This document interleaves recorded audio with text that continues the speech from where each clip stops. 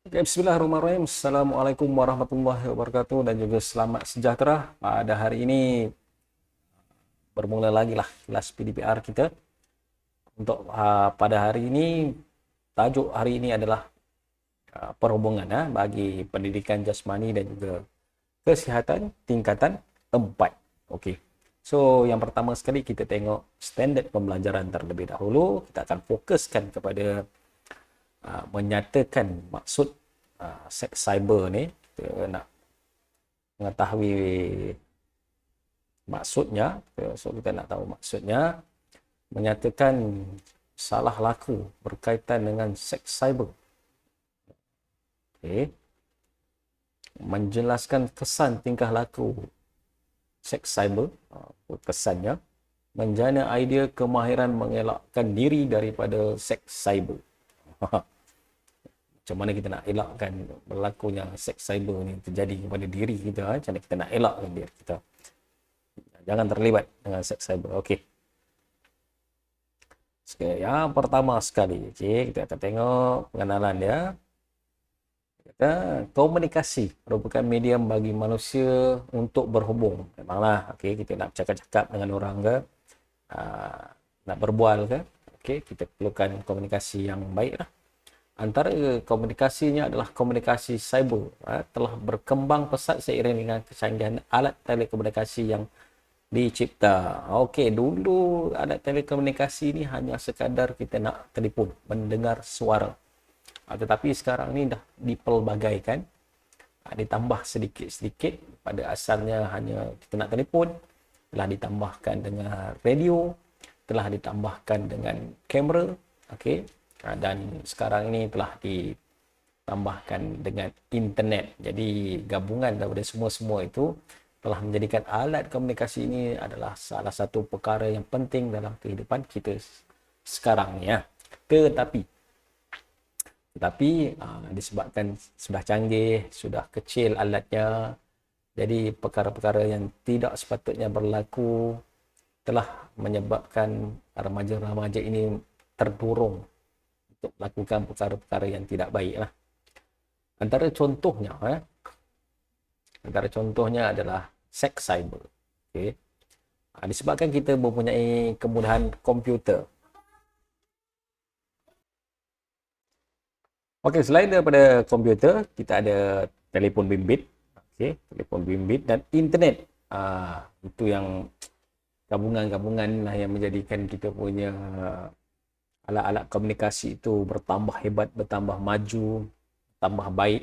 Tetapi perkara-perkara ini telah menyebabkan pelbagai sumber untuk mendapatkan bahan lucah dan juga pornografi telah mudah kita akses.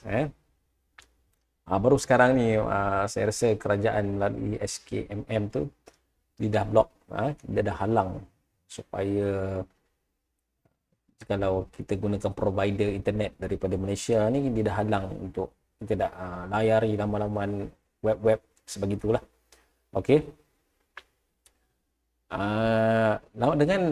Dengan kecanggihan teknologi ini menyebabkan perkara-perkara yang negatif ini mudah untuk diperolehi oleh remaja. Hanya dengan menaipnya saja di Google lah, kan, kita type saja di Google, jadi perkara-perkara itu boleh keluar dengan begitu mudah lah. Ini menyebabkan pelajar-pelajar ini ataupun remaja-remaja terdorong untuk melakukan seks cyber. Kita tengok apakah itu seks cyber. Kalau berlakunya seks cyber akan menyebabkan dia menyebabkan keaiban.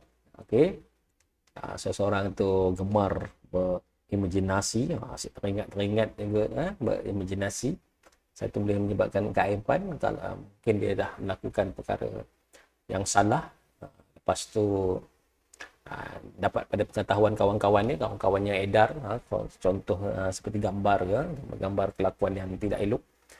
Jadi kawan-kawannya sebar, jadi dia dapat aib lah, dia jadi malu lah.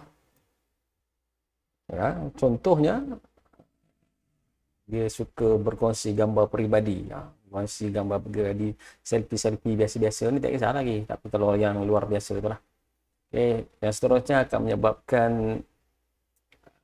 remaja tersebut suka menyendiri ya, sebabnya kesemuanya berada di hujung jari, seronok kan. Apa ilmu, apa maklumat, apa perkara-perkara nak buat berada di hujung jari. Jadi seronoklah kita gunakan teknologi ini, tapi kita tak mau dia menjadi menggunakan teknologi ini dengan cara yang salah. Okey, seks cyber seks cyber dahulunya berlaku melalui medium komputer. Dulu hanya komputer sahaja. Okey, dulu pakai komputer. Memang dulu masa zaman dulu pun saya sendiri pakai komputer saja. Masa zaman belajar pun kita pakai komputer. Okey, cuma apabila canggih dah ni, handphone pun dah menggantikan komputer, sampaikan kamera pun kita tak pakai dah. Kita pakai kamera daripada handphone saja kan. So sekarang ni seks cyber boleh dengan mudah melalui telefon pintar sahaja. Okey, sexting merupakan komunikasi dua hala atau lebih sama ada berlainan jantina atau sama jantina, iaitu menghantar mesej lucah menggunakan teks, huruf atau gambar yang membawa maksud lucah. Okey, dia menghantar kongsi sama-sama teks lucah, tak kisahlah huruf ke gambar ke apa ke, yang membawa maksud lucah. Komunikasi ini dilakukan bagi memuaskan nafsu fantasi seks kepada dua-dua pihak ataupun individu. Itu yang dimaksudkan dengan seks cyber. Okey. Gejala seks cyber ini merupakan satu fenomena yang sedang berkembang di negara kita. Sekiranya gejala ini tidak dibendung oleh semua pihak, maka akan menyebabkan kemudaratan pada diri remaja, keluarga, masyarakat dan negara. Pelbagai langkah untuk membendung gejala ini perlu dilakukan agar tidak terus menular pada masa hadapan. So sekarang ni disebabkan kecanggihan teknologi ini, jadi pelajar-pelajar ataupun remaja sekarang ni dimudah untuk dia akses, dia tangkap gambar dia ke apa ke, so sebar. Sekarang ni dulu kita telefon ataupun mesej, so sekarang dah ada WhatsApp pula boleh buat WhatsApp group. Bayangkan disebarnya dari satu grup yang lain. So sekarang ni fenomena macam tu. Dulu tak ada macam tu. Dulu tidak begitulah. So salah selaku berkaitan seks cyber kita tengok.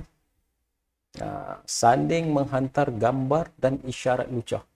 Ini sudah tidak wujud lagi batasan kepada mana-mana golongan individu sehingga kan sanggup berkongsi gambar pribadi, menyebabkan maruah diri tercalar apabila gambar lucah ditularkan. So sekarang ni kalau kita tak betul-betul didik, kita takut macam ni lah, anak-anak ataupun remaja-remaja ini, dia tangkap gambar dia dan gambar itu lucah, lepas tersebar seluruh dunia. Sekarang ni seluruh dunia pun boleh tahu. Okay, so kita tak mahu dia gemar kongsikan gambar-gambar sebegini ya. Sebab tu didikan agama tu sangat-sangat penting. Lepas tu kawalan daripada ibu bapa tu. Ibu bapa mengawal apa tingkah laku anak-anak tu. Berlaku curang, pelaku terdiri daripada suami atau isteri orang. Kesannya boleh membawa kepada keruntuhan rumah tangga seperti pergaduhan dan perceraian. Sekarang ni ada WhatsApp. Dulu tak ada WhatsApp, susah nak berkomunikasi. Sekarang dah ada WhatsApp group, masuk grup ni. Grup reunion ke, jumpa pak gua lama ke kan. So jadi bila kita WhatsApp sonok free, WhatsApp free, bayar duit internet je. Jadi boleh hantar gambar apa semua kan, boleh hantar video WhatsApp, seronok lah. Kesudahannya boleh menyebabkan pergaduhan atau perceraian apabila pasangan berlaku curang. Okey, kita tengok lagi. Okey, nombor 3, mencari kepuasan seks secara fantasi. Seronok tengok video-video lucah ni. Golongan remaja yang gemar seks akan melayari laman sesawan lucah untuk mencari pasangan, gambar atau klip video bagi menghidupkan dunia khayalan lucah mereka. Sekiranya hal ini berterusan, mereka akan cenderung kepada perhubungan seksual sebelum nikah atau menjadi mangsa pemerkosaan. Ini susah. Ini sangat-sangat susah. Bagaimana kita nak menghalang remaja-remaja ini daripada melayari laman web lucah untuk dilihat klip video tu? Macam mana kita nak halang?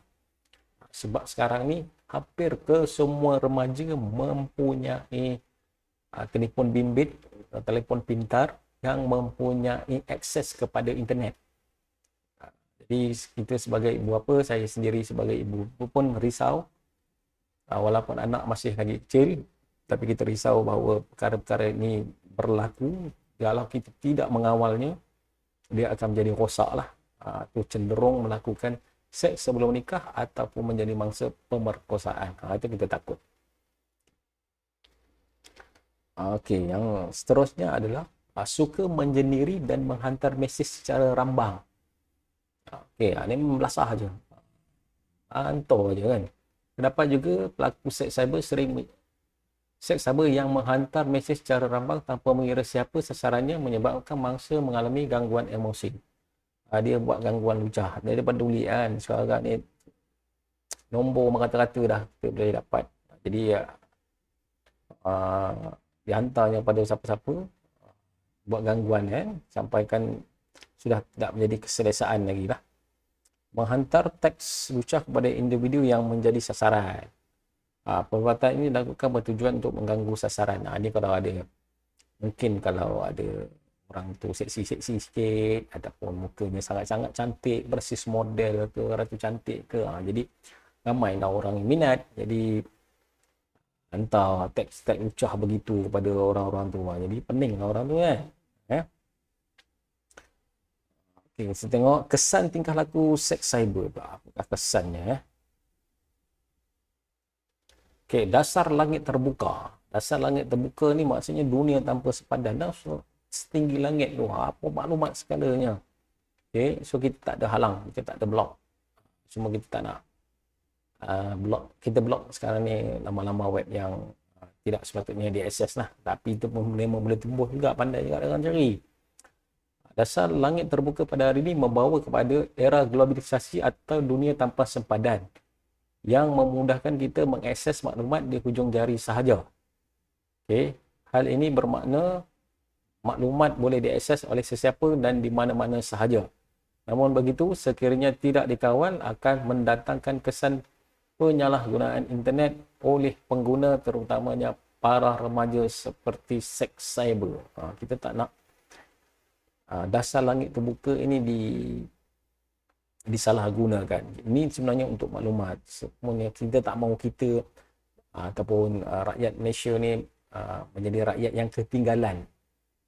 So kita boleh akses apa-apa saja maklumat. Cuma semua maklumat tanpa batasan, cuma maklumat tanpa kawalan yang menyebabkan remaja-remaja ini pergi kepada laman-laman web yang tidak elok itulah.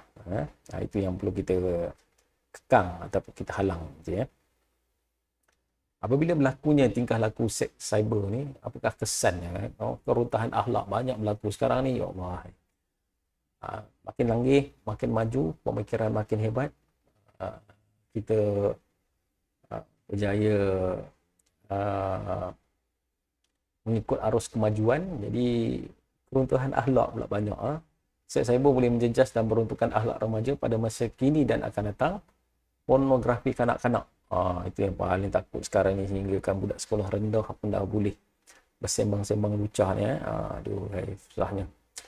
Perbuatan mengambil, menerima dan menghantar foto diri sendiri atau orang lain di bawah umur 18 tahun. So umur 18 tahun ni dikira bawah umur lagi. So kita hantar teks-teks macam tu adalah tidak elok lah. Gangguan seksual bersifat verbal, tanpa lisan, psikologi atau fizikal. Kebiasaannya kaum wanita diganggu secara seksual di jalanan, dalam pengangkutan awam atau di tempat kerja. Berlaku juga gangguan seksual di sekolah hingga mewujudkan suasana pembelajaran yang tegang dan menimbulkan ketakutan. Asyik kena kacau je. Tapi kita boleh report lah. Kalau susah sangat kita report polis supaya tindakan ataupun menghalang daripada orang tu mengganggu kita lagi. Keruntuhan institusi kekeluargaan. Kalau berlaku seorang je dalam keluarga kita ini, keluarga itu dapat malu lah, jadi susah. Hubungan interpersonal iaitu komunikasi dengan ahli keluarga menjadi hambar kerana menghabiskan masa dengan laman WhatsApp. Keadaan ini boleh menimbulkan konflik perhubungan sosial dengan ahli keluarga dan orang lain. Okey. Dia seorang-seorang je apa, duduk dalam bilik kan, dia buat perkara-perkara yang pelik.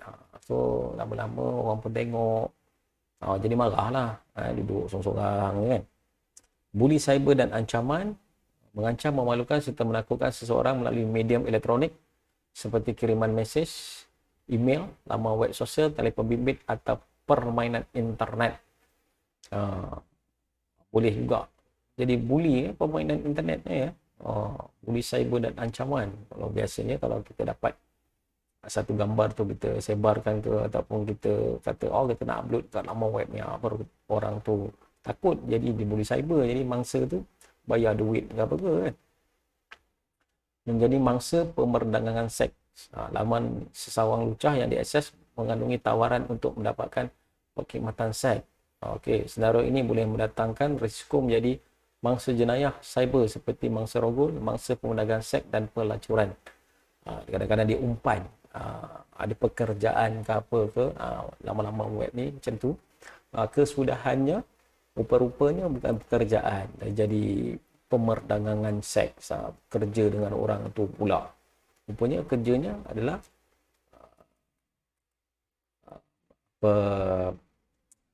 melakukan hubungan seks lah, pelacur lah. Gangguan emosi, pelaku akan mengalami gangguan emosi kerana cenderung kepada fantasi seks. Keadaan akan lebih parah apabila kesunyian, keseorangan, mengalami tekanan dan tidak sensitif dengan perasaan orang lain. Ini gangguan emosi lah, sebab dia seorang-seorang dia je kan. Sudahnya kalau ditegur nanti dia akan marah. Itu yang kita tak mahu. Okey, kalau ikutkan, tak tahulah, orang zaman-zaman dulu ni dia suruh kahwin lebih awal. Okey, kahwin awal lah, senang kata kan. Kahwin lebih awal, jadi bolehlah orang kata boleh menghalang lah. Okey, menghalang daripada perkara-perkara ini terjadi. Kahwin, tapi kalau sekarang tak tahulah, sebab sekarang tanggungjawab apa semua banyak. Bukan senang je nak kahwin Okey. Kemahiran mengelak seks cyber. Macam mana kita nak mengelak kehidupan beragama. Okey, jati diri dan motivasi yang kuat. Okey. Perlu motivasi dan jati diri yang kuat. Remaja perlu mempunyai kesedaran kendiri, sendiri-sendiri sedarlah.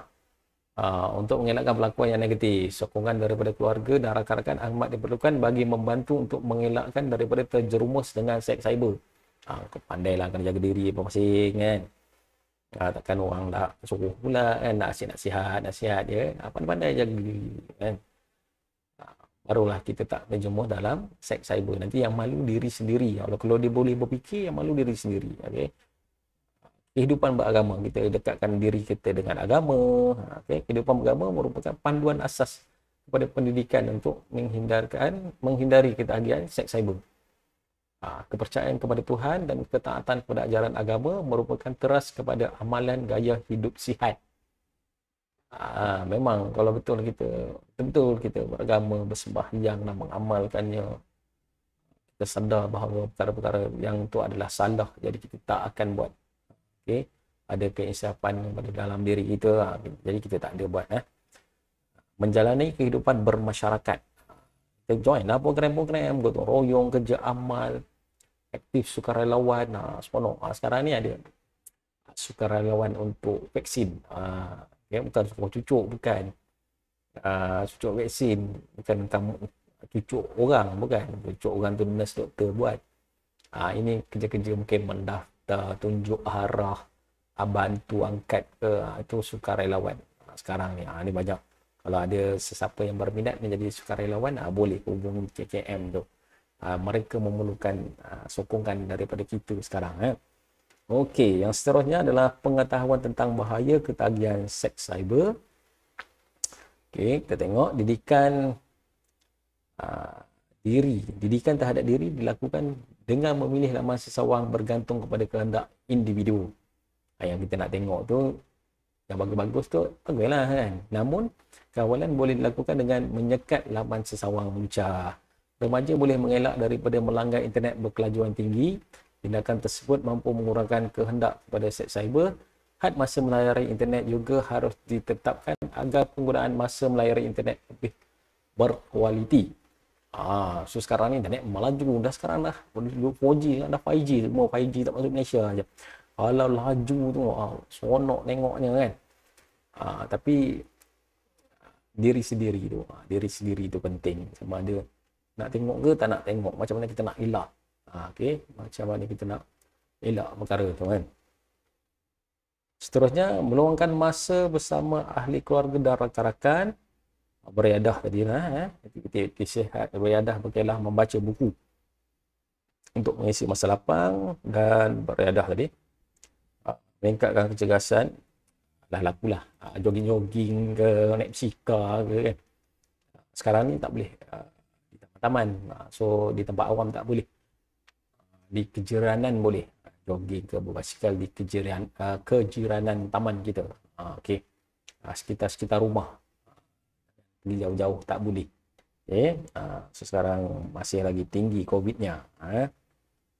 Dia punya jangkitan tu sangat-sangat tinggi, sehari 5-6 ribu. Jadi kita masih lagi tak boleh. Cara mengelak diri daripada aset cyber ini, lakonan semula kaunselor tu, okay, memberi nasihat. Kaunselor memberi nasihat kepada kliennya. Kita tengok sedikit lah. Okay, yang pertama, apakah perasaan? Dia kata, mula-mula dia kata seronok. Namun saya pasti akan rasa bersalah dengan diri sendiri kerana ketagihan terhadap seks cyber sukar untuk dihentikan. Memang betul. Mula-mula seronok layannya kan. Lama-lama kita akan jadi insaf. Sebab tu yang dulu-dulu tu kahwin awal tu kan. Saya tak nak terjerumus kepada sini kan. Dulu tak ada benda-benda macam ni. So sekarang terlampau banyak, jadi susah. So kena dekatkan diri dengan agama, kena ada ilmu. Sekiranya kamu terjebak, adakah kamu berhasrat untuk menghentikan tabiat tersebut? Sudah tentu, kata. Cuma saya tak tahu cara yang berkesan. Sebagai seorang yang terpelajar, kamu tentu tahu tentang bahaya ketegangan cyber terhadap kesihatan fizikal dan mental. Masalahnya sekarang ni, orang-orang kita ni, para jemaah ataupun masyarakat di Malaysia ni dah sakit baru insaf. Itu masalahnya, dah sakit baru insaf. Ya, saya pasti akan merasa letih setelah jatuh sakit. Prestasi pelajaran juga akan menurun dengan mendadak. Tapi dengan kemudahan internet di rumah memudahkan saya untuk melayari laman Sawang Lucah. Okey, memang dah duduk rumah seorang-seorang, internet tinggi, ada kemudahan telefon pintar yang baik. Jadi terdorong untuk melihat laman web Lucah tu sangat-sangat tinggi.